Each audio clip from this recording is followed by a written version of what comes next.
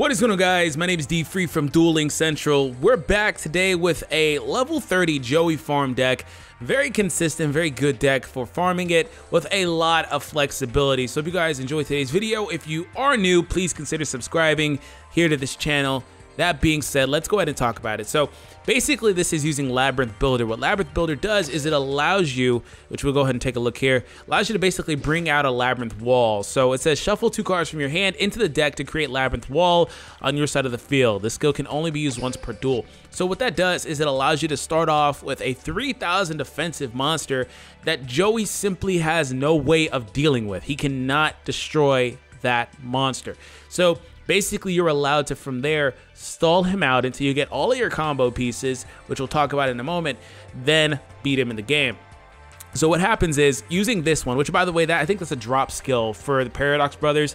There are other methods, such as Unhappy Girl, like always. There's a whole lot of other methods, but for this video specifically, this one does focus around the Paradox Brothers skill. And since Joey does have life point damage, Elements Unite is not very good for this. They've basically started giving everybody at least one form of life point damage because of Elements Unite being such a good farming tool. But this deck is very flexible, like I said. The only real combo cards you have are Gravekeeper Vassal, because he's very good. You're going to hit directly with him. He's going to do a bonus effect-only damage if you haven't attacked anything. You need this to combo with him, Secret Pass of the Treasures. And then, of course, 1 copy or 2 copies of Union Attack. If you don't have the second one, Spell Reclamation is really good for that.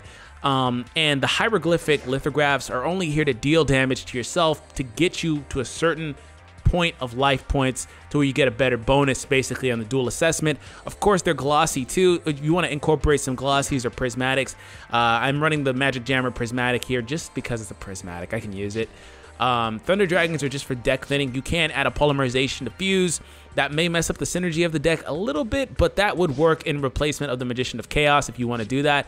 He's here because at the end of the duel, you're going to run Ritual Foregone, which you pay 1,000 life points for again to bring him out, and you're going to play Shield and Sword. He loses 200 attack, but the Labyrinth Wall that's on the field that has 0 attack and 3,000 defense swaps to being a 3,000 attack monster, which you can then Union Attack and Vassal directly hit. You can drop out the Jar of Greeds for whatever you want, the Shard of Greeds for whatever you want. They're just there for draw consistency. Same thing for the Crystal Seers. Incorporate more glossy cards, you know, and get a better bonus. That's pretty much what it comes down to. So if you guys enjoy it, like I said, that is the deck list. Let's go ahead and get started here. It's on the Paradox Brothers. I was actually playing around with a Taya version too. This one works pretty well if you want to run that. But I got that one directly from the Game A site. But here's my version of Labyrinth Builder. So I know a lot of people have kind of built a Labyrinth Builder deck as well. I think there was one on Game A too. It's kind of similar.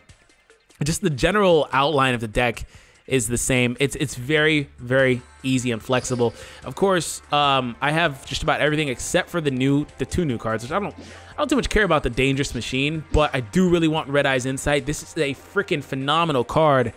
It's just like, oh, okay, mill off your Red Eyes to the graveyard. Oh, it's in the grave. This even works in Red Eye's zombie decks really well, honestly.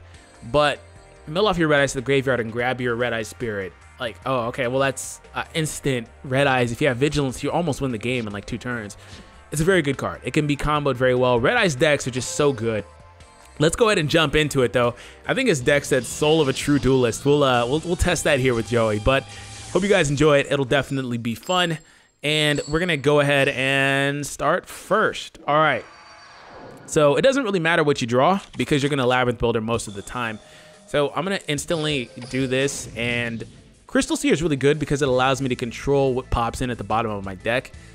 I will get rid of the Hieroglyphics and my Seer, though.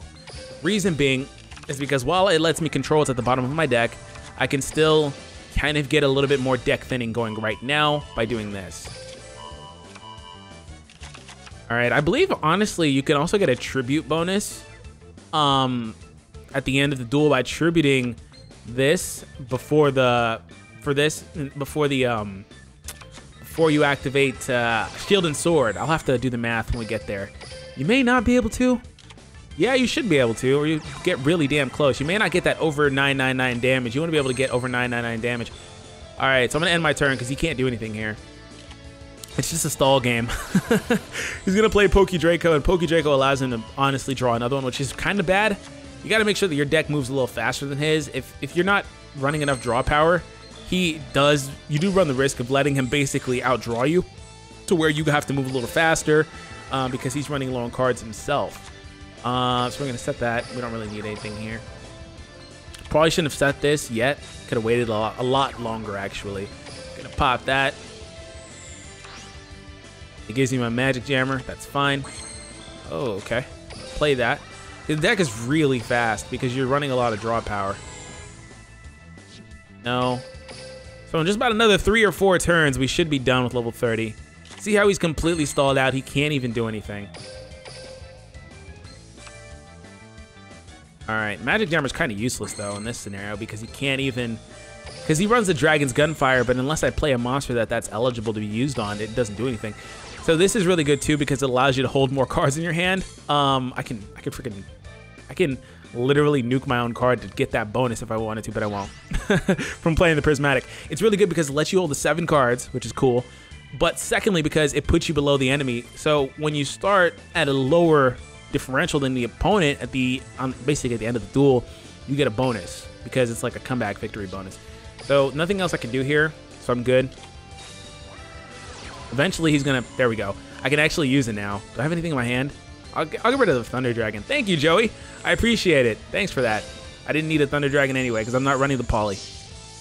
But you can, like I said, run the twin-headed Thunder Dragon if you want. That's why I said you probably want to make sure that if you're doing what I'm doing, that you hold that. Hold that as long as you can, because I don't think he runs a second one. Let me check really quick. I'm pretty sure he doesn't run a second one. He does, actually, so that's actually really bad. That's actually really bad. What I did, that was a massive misplay.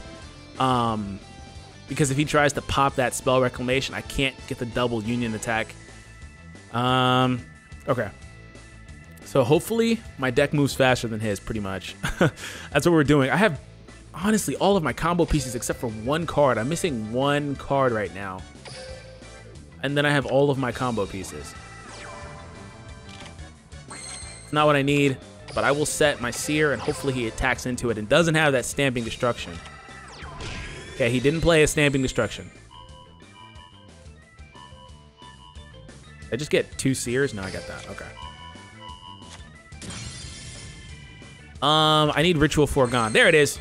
Boom. So can I do it here? Honestly, you want to wait until you have 0 cards left in your deck. So you have that a better bonus, because I think you get 500 points for not having a deck left. But I may have to go ahead and do it here. Pay 1,000 life points, special summon 1 ritual monster from your hand. The ritual monster cannot attack and is destroyed during the end phase. So I can basically do my combo. I'm going to summon Gravekeeper's Vassal. Should have used Shield and Sword already. I should have done Ritual Foregone, then Shield and Sword, and then Vassal, but it doesn't really make a huge difference. All right, and he's glossy, so I'm gonna get a bonus for that, which is great. Shield and Sword. No. And then before you do Union, I guess it doesn't really matter because you're not using the Gift of the Martyr though, but you want to play Secret Pass. It allows him to go direct. You don't want that. You're gonna use Union here. On the Vassal, and then you're going to take it back by using this Spell Reclamation. When it goes to the grave, it adds it right back to your hand at basically at the cost of discarding 1 card. You get it right back. Then you play it again. Alright, so you get the double. It basically simulates having 2. And then I'm going to go ahead and set that. There's no real reason, but I'm going direct. Going direct. He has no way to stop this either. Alright, so it didn't matter basically whether or not I did Shield or Sword earlier or not. Since he has so much attack, I'm going to get a bonus for doing over 9,999 damage. Like I said, you want it to be lower on life points if possible. Of course, it's better to be lower. You get more bonuses for that. It's better to be lower on deck too, so I'm assuming that this will be a little bit over a 7,000 farm. Probably like 7,200, but let's go for direct attack here. And he has no way to stop it. You get that a full effect bonus because you didn't inflict any damage, which is a full 1,000 points too. That's what makes running the Vassal very good. I believe that you get Gravekeeper's Vassal from leveling up Ishizu too. So if you're not doing that, you probably need to. Let's look at the level up rewards. Let's see what I get. Maybe I'll get a good pickup here. Yeah. Oh, I'm gonna get the 8. I got it, barely, exactly 8, and no real good drop. Oh, thanks for the new card I just said I don't care about. All right, and Dimensional is actually really good. So a lot of the cards that are used in a lot of these farming decks, you can get from just dueling. You know, it's very easy to get them just from playing the game. So that's a level 30 farm deck. Like I said, just to kind of recap, you can come in here and basically brute force ways to get the deck faster. This isn't needed at all. This is only here really to deal damage to yourself. That's why you run 2 of them. There's no real reason. There's no stacking effect. Your hand still can only max out at 7. You basically want to make sure you have as little life points as possible. Mirror Wall is a good card to run if you have that because it forces you to pay 2,000 life points. You can do that. Ritual Foregone is something from the card trader, I believe. I believe this is in a pack. Like I said, you can basically run any ritual monster that has a high defensive stat because you're going to Shield and Sword.